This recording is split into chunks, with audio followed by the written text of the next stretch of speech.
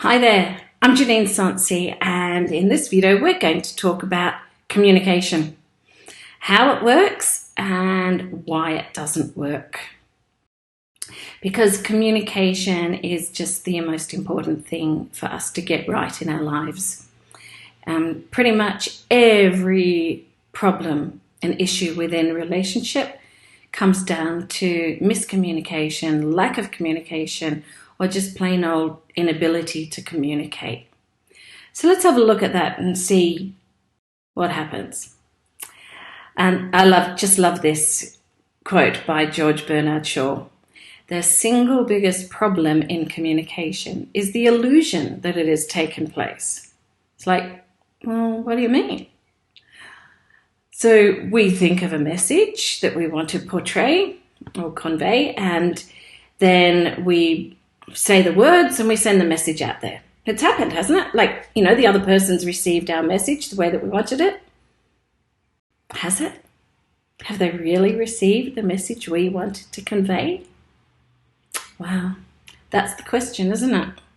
Because all too often what they receive is not what we meant it to be. And in that case, it's like, I'm only sorry that what I said, you misinterpreted it. It's like, I'm not sorry for what I said, I'm just sorry for how you've perceived it. So let's have a look at how communication works and how that might go wrong. So here's a communication process model. So on the left, we have the sender. On the right, we have the receiver. And in between is a whole lot of stuff that goes on. So the sender will think of what they want to say. And then they encode that into words. And then that encoded message in the words goes through a channel. It might be us speaking, it might be a textual channel like email or WhatsApp or any of the chat things. And then when the receiver receives it, they receive it and they have to decode it for them to take it on board as a message that they understand. And so, okay, if that's not complicated enough, the whole time this is going on, there is noise present. And the noise might be physical noise. So like it might be some noise happening in the background so that the receiver doesn't even hear your message properly, doesn't even hear the correct words that you've used.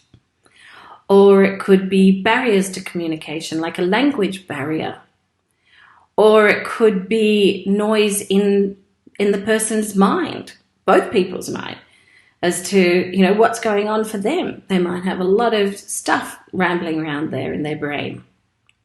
So there's lots of noise that can create the crackle, on their communication and make it like less easy to understand.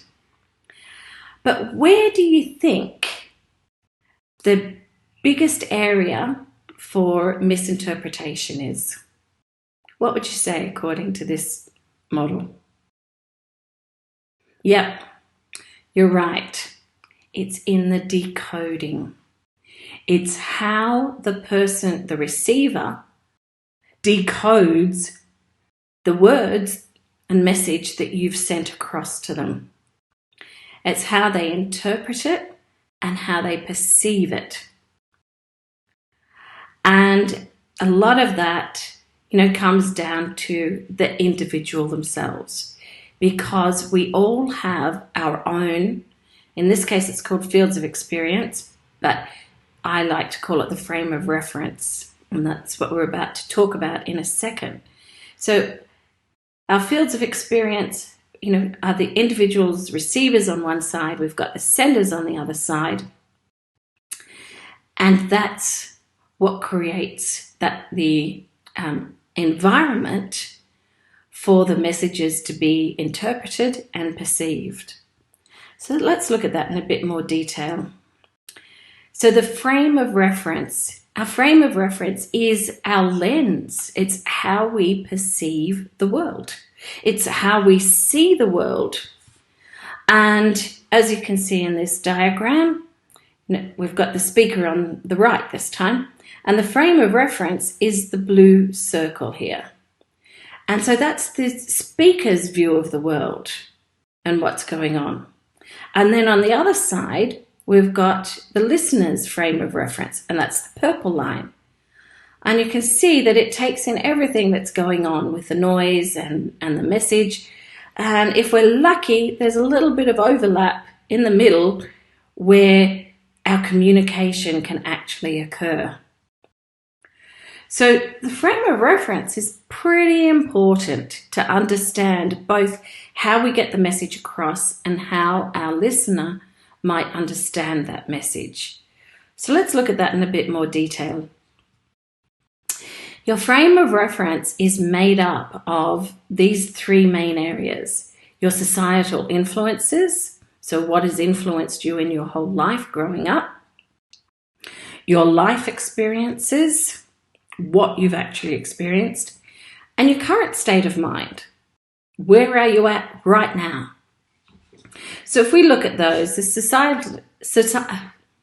that's easy for you to say.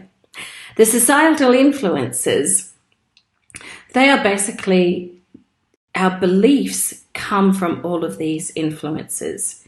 So it's our family upbringing and our religion and our education and even our friends. You know, they've all worked together in our experience, and we have developed beliefs and a whole belief system based on what we've learned. Then we're also influenced by our peer groups and associations we belong to, as well as the socioeconomic status that we have. Because how much money we have, or whether we have money, or whether other people have money, things like that, they go into making up our belief system. And of course, the whole culture of the environment we live in, whether that's a culture from a particular country or just the culture that is around us all of the time. It influences us in how we think and how we perceive the world. Then add to that our life experiences. So our values and our judgments come from our beliefs. And what we've achieved in our life, how we've traveled, they influence us. Because, if we've traveled more, then we'll be more worldly. And we'll have a wider frame of reference than if we've just stayed in the same suburb or city all of our lives. We'll have a lot more experiences to bring in that we depend on when we use to create our values and our judgments. Also traumas.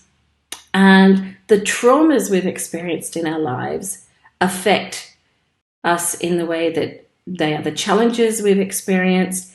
But also everyone who's gone through trauma adapts some way to keep living, to keep going beyond that trauma.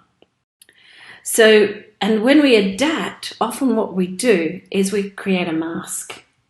And we put a mask in front of us that is our adaptive behavior. And it's how we cope with the world. And it's how we cope with relationships.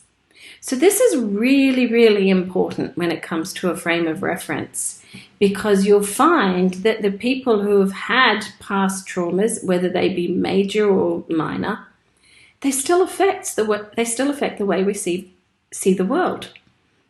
They certainly affect our current state. So what's the level of self-esteem that we have? Our attitude. Now, everyone's gone like, oh God, they've just got a really bad attitude and I can't stand it. But it's thinking, well, where does that attitude come from? And why do they have that attitude? And why are they aggressive or abusive or just antagonistic and really hard to communicate with? That all comes from our our life experiences and our societal influences. So, and that feeds into our mindset. Do we have a positive or a negative mindset? You know, if people who have been through major abuse in their lives, particularly as a child, will tend to have often have a negative mindset. And because they've been so hurt in the past, they look for ways, A, to protect themselves all the time first, and B, they're on high alert. Like, okay, who's going to hurt me next? Where am I going to get hurt? Where is it going to come from? Where's the pain going to come? Because they've learned to expect that in life. Now, feed that into our attitude and our mindset, and you get a very aggressive, antagonistic mindset. You get a negative mindset. You get an antagonistic attitude. The other thing that plays into our current state when we're communicating is, what is the relationship we have with the person we're communicating with? Is it good? Is it bad? Is it, are we happy with it? Are we like really, really over it? We've had enough. And what's the opinion of that person? Like, what do we actually think of them? Do we respect them highly and we want to listen to everything they say and we want to take it on and learn as much as we can? Or do we think, they're really a bit of an idiot. I really can't be bothered listening to them at all. And likewise for the other person, to you. Yeah, you get the same things. Our mood and our feeling. Just what mood? Did we wake up on the right side of the bed in the morning? Our stress levels and our busyness at the moment. Like, how busy are we? How stressed are we? Have you ever had an occasion where you felt really stressed and someone's just said something quite insignificant to you and you've just snapped at them and sort of bitten their head off?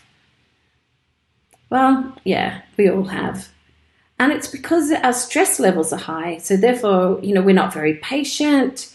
Well, we're really impatient. We're so busy. We've just got to get on with things. I don't have time for this. All of that makes up our frame of reference as to how we perceive a message. Now, if you think about that in terms of your communication with other people, think of some examples of communication where it's really worked for you and you've just felt like you just hit it off with that person. And you had such a good discussion and you're on the same level and it was fantastic. And think about what that person was like. Were they like you? Would you say they had a similar sort of frame of reference to you? It's highly likely. Or maybe they had a frame of reference that you aspire to. And now think of some communication that hasn't gone so well, that you've just gone like, oh my God, that was such a disaster. And think about either your frame of reference at the time or the other person's, and the other person's frame of reference. And now think about what was going on. Get any insights there as to why that communication might have fallen apart? I hope so. Because there's so much to think about. There's so much to consider. And I think the most important thing here is to understand that the other person's frame of reference will be different to your frame of reference. And that when we communicate, we need to communicate with empathy and compassion for the other people, with understanding. We want to try and understand, where are they coming from? Especially if you're in management and leadership. This is a really, really high caliber skill to have, because it's how you influence people and it's how you get them to, follow along with you, follow your lead. So very complicated, just thinking about the frame of reference and how that affects our lenses and the other person's lenses. Add to that levels of communication or how we actually perceive the communication. And Dr. Albert Mehrabian came up with this model. And what he identified is that out of what we send in our message, the words account for 7% of the interpretation by the other person. So that's not much, really, is it? When we place so much emphasis on words, but that's just it. It's the emphasis, because 38% of the message is interpreted through our voice, our tone. It's how we speak, it's how fast we speak or slow we speak. It's how high we speak in the very high voice and we speak really quickly, or if we speak in a slow, calm voice. And that's going to deliver a message, entirely different. And then add to that 55%, so more than half the interpretation of our message is through our body language. And our body language it's our facial expressions. It's our stance. If we cross-folded and I'm not listening to you, we get that. It doesn't even matter what people say. We get what they're thinking from all of that.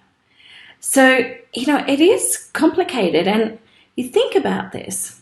I think when we just send a text-only message, all we are giving the other person to understand our complete message is 7%.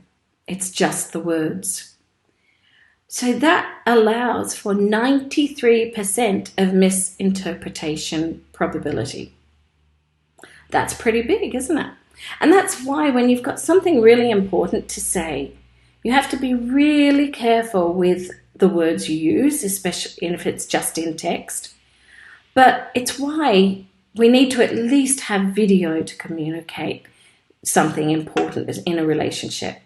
And ideally, we want to be there in the same room as them. Now, it's not always possible. We have to do the best we can. And sometimes I find it's really good for me, because I'm pretty good with words, I like to write the message out first. And I might even send an email and then follow up with a discussion about it.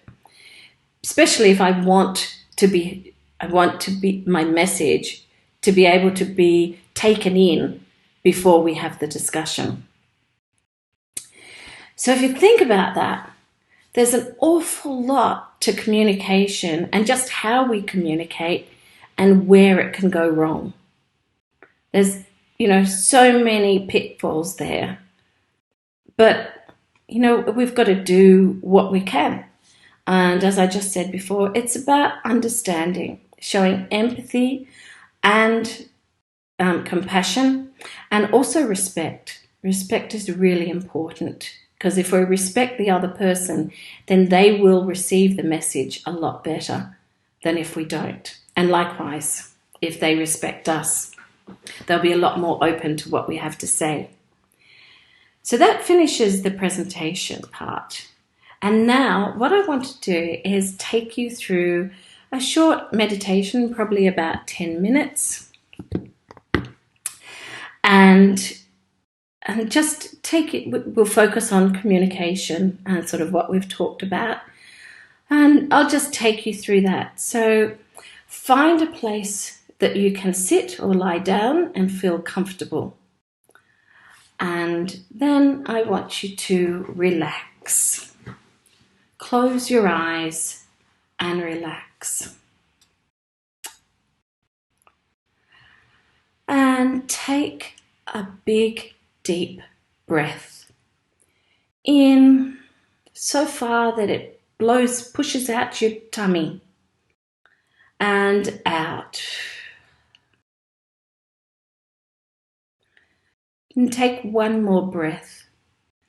Really big, deep breath in. And when you expel with a sigh. Because the vibration in our throat actually helps us relax. Let's do that one more time. Big breath in and out.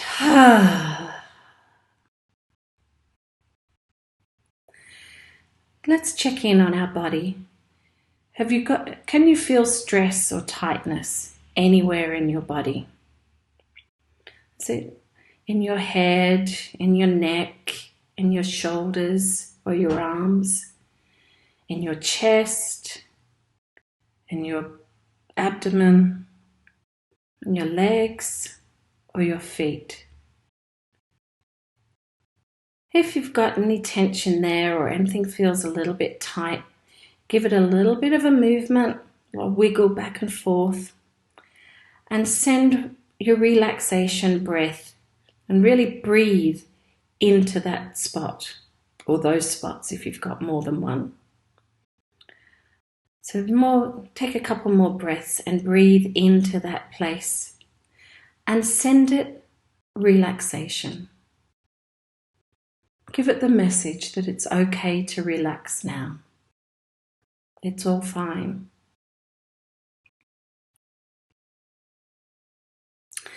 Now we'll just check in with our chakras. If you're sitting, be sitting on the base chakra, and just tell yourself that you're safe and everything's fine and you're okay. And then up to our emotional chakra, and then up to the next one in our solar plexus, which is our mind chakra. And now to our heart chakra. So focus on your heart chakra and opening it to love. And then we come up to our throat chakra. And this is the chakra that is all about us speaking our truth. And when we open that, we're going to be speaking our truth and speaking what we need to say. And then open our third eye chakra in the middle of our forehead. And that's our intuition and our perception. And then up to our crown chakra.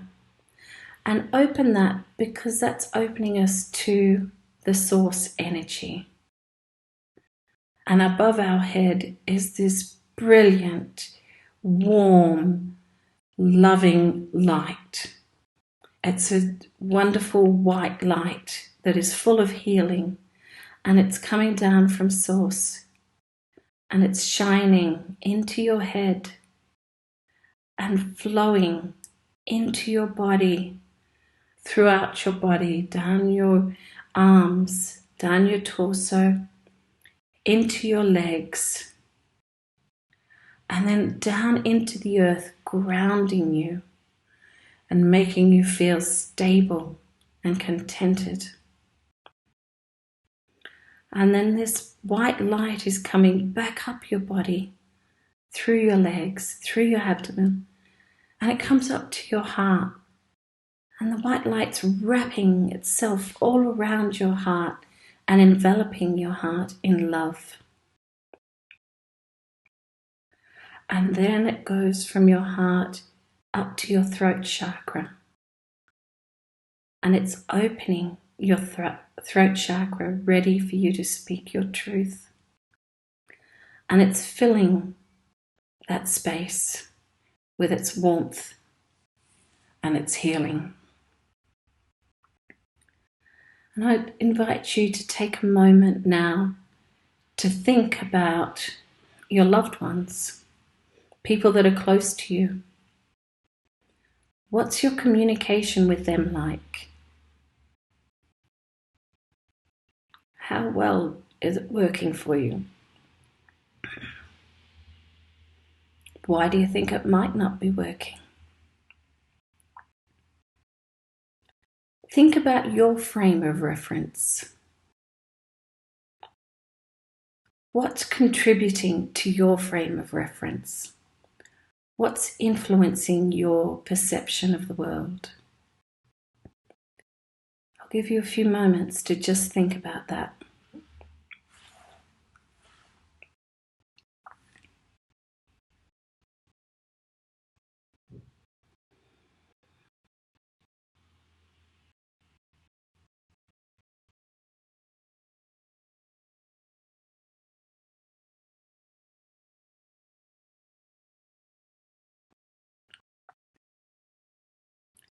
And now put your focus on your loved ones. Or maybe if there's one that stands out, jumps out in front of you, then focus on that person, because that might be your intuition telling you that's where you need to focus your energies. So focus on them and think about what their frame of reference is. What's influencing them? What's affecting their ability to perceive the world? And think for a moment on what that is. So I'll give you a few moments to consider that.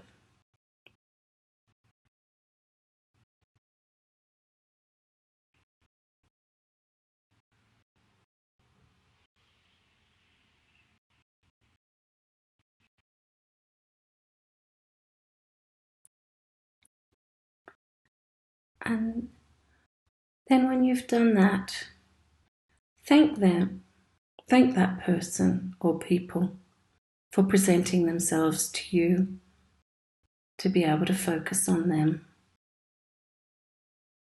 And consider, what insights did you get from that?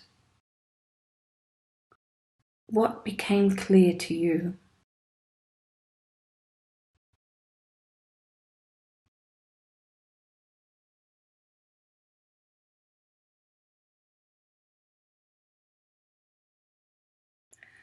And now send that beautiful white light out from your heart to their heart, enveloping their heart with love, so that you're all surrounded by love. And you're surrounded by this beautiful, warm light that brings you together and makes you feel more connected.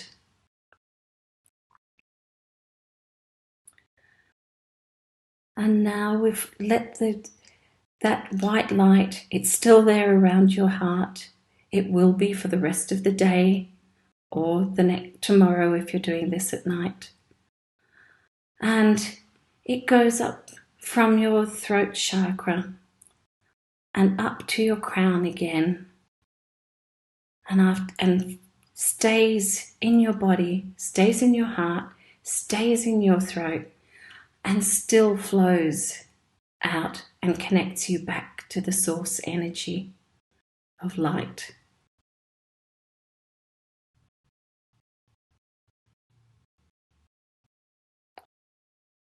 And take a moment to feel some gratitude for what you've just experienced. Thank the people who presented themselves to you for being there, for coming to communicate with you today. Feel the warmth of the white light and the gratitude coursing through your body. And then when you're ready, come back to this room that you're in. Feel your bottom on the seat or the bed, whatever you're on. Start to be aware of your breath again, in and out. And when you're ready, open up your eyes. And welcome back. So I hope you enjoyed that meditation, and I hope you got something out of it. Take an opportunity to take some notes. Write down any ahas you got, any insights, anything that became clear to you in that meditation and presentation. And I thank you. I thank you for watching this video, for staying with me till the very end. I'm Janeen Sonsi, and that's it, my name down there. And you can find me at either of these websites. MojoCircle is the website for Club MojoCircle, which is for expat women in France. and Janeen Sansi is my personal blog, website of my journey in France. And if you want, you can contact me through either of those websites, and I'd welcome a message from you. So thank you very much for your attention and for joining me, and I hope to see you soon on the other side.